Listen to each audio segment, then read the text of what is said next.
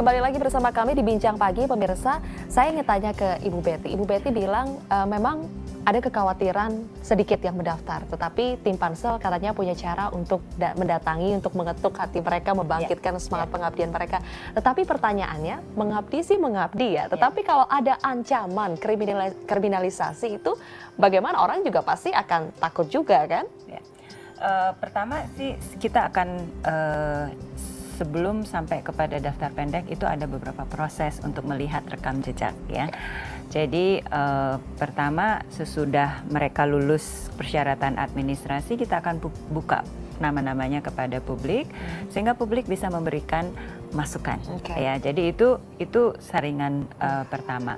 Kemudian di dalam prosesnya yang meliputi ada penelaan makalah, ada tes psikologi, ada wawancara, ada juga penelusuran yang lebih dalam ya. Jadi dilihat rumahnya, dilihat lifestyle-nya, dilihat apa sih peran-peran sebelumnya, diinterview orang-orang di sekitarnya. Jadi kita harapkan melalui proses itu termasuk kita juga kerjasama dengan PPATK, kerjasama dengan berbagai pihak ya untuk melihat bahwa ini memang bagus. Harus juga dilihat lifestyle-nya seperti apa, Bu? Menurut saya ya. Untuk apa itu? Kesesuaian antara penghasilan dengan lifestyle ya. Misalnya kalau gaji saya taruhlah 30 juta. Lifestyle saya mewah, itu udah nggak cocok kan? Itu faktor yang kita perlu gali lebih dalam. Jadi hal-hal seperti itu sebenarnya indikator-indikator ya seberapa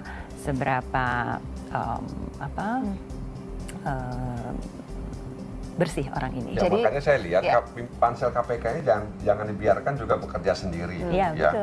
Negara ini harus juga mencari format KPK masa depan itu mau seperti apa.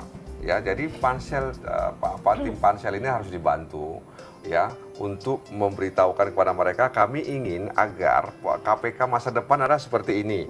Sehingga kemudian Pansel KPK kemudian bisa memilih dan memilah mana orang-orang yang diharapkan bisa mengisi untuk format KPK masa depan. Jangan kemudian Pansel KPK mereka kemudian tidak diberitahu format KPK masa depan seperti apa. Nah, akhirnya ya tentu saja bisa saja kemudian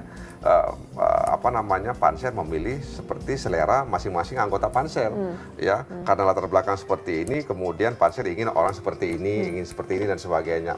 Tapi kemudian Pansel tidak punya gambaran yang utuh tentang masa depan KPK masa depan seperti apa. Bu Betty, sudah punya gambaran itu?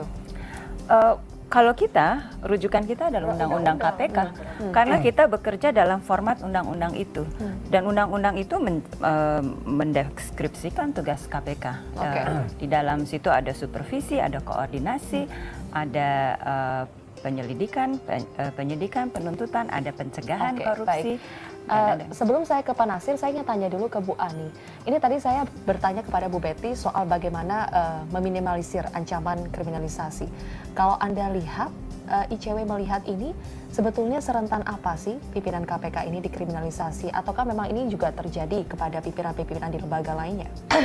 Saya kira ini memang fenomenanya sih, kalau yang namanya dikriminalisasi kan ancaman dan teror itu kan dihadapi bukan hanya di KPK. Menjadi wartawan pun juga Anda juga bisa kena teror dan kena ancaman. Kita jadi dosen juga bisa diancam dan diteror begitu ya. Jadi itu sebetulnya ada di mana-mana sebetulnya begitu ya. Cuma kenapa ini kok teror dan ancaman kepada KPK ini menjadi blow up dan macam-macam?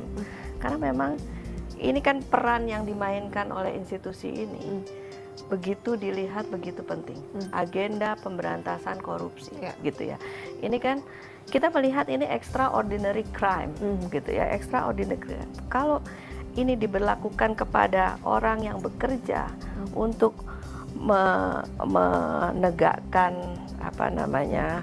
untuk membasmi korupsi gitu ya, dan ini kemudian mendapatkan perlawanan, publik dengan gampang itu melihatnya itu sebagai ini adalah perilaku yang yang tidak sejalan dengan agenda pemberantasan korupsi. Sesederhana itu gitu loh melihatnya. Sebenarnya istilah kriminalisasi itu kan kalau tidak ada dicari kesalahan, itu kan namanya kriminal. Tidak ada salah, dicari-cari kesalahan, itu kriminal namanya. Tapi kalau menurut penegak hukum, ya penyidik, bahwa dia punya bukti bahwa ini memang salah, ya, kemudian ada bukti, ada keterangan tambahan dari saksi ahli dan atau orang-orang yang diminta keterangannya, lalu kemudian menurut undang-undang lalu ditetapkan sebagai tersangka. Menurut saya itu bukan kriminalisasi, ya. Kriminalisasi kalau kemudian tidak ada salah, dicari-cari kesalahan. Nah itu sebabnya kemudian kenapa Kalau ada dikorek masa lalunya, Iya, kasus itu. yang sudah lama Nah, sekali itulah akhirnya tugas muncul lagi di pansel menurut permukaan. saya harus benar-benar mencari orang yang tidak punya masalah dengan masa lalu, yang dia berpotensi untuk dikorek-korek masa lalunya. Nah karena itu kan sekarang sudah ada upaya di Mahkamah Konstitusi, ya, untuk mendefinisikan, ya, katakanlah kejahatan apa yang dilakukan oleh pihak KPK yang kemudian dia bisa dinonaktifkan. Apakah dengan kasus seperti AS misalnya, kasus BW, lalu kemudian bisa diberhentikan secara sementara. Saya pikir tugas berat pimpinan pansel KPK itu adalah mencari orang-orang yang benar-benar clear, ya, tidak punya masa lalu, yang kemudian itu bisa dipersoalkan pada masa yang akan datang. Baik, Bu Betty mau menambahkan sedikit sebelum kita jeda? Saya pikir ini memang tanpa masuk ke kriminalisasi atau tidak kriminalisasi, memang tugas pemberantas korupsi itu luar biasa tantangannya, ya, karena orang yang dipermasalahkan cenderung melawan, ya, dan ada kecenderungan untuk mengungkit-ungkit masa lalu. Jadi memang kita harus pikirkan bagaimana caranya menghindari hal-hal seperti ini agar para pimpinan KPK itu bisa bekerja dengan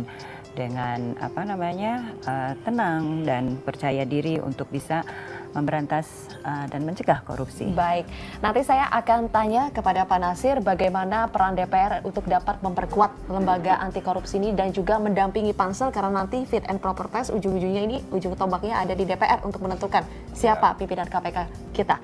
Kita jeda lagi pemirsa, tetaplah bersama kami di Bincang Pagi.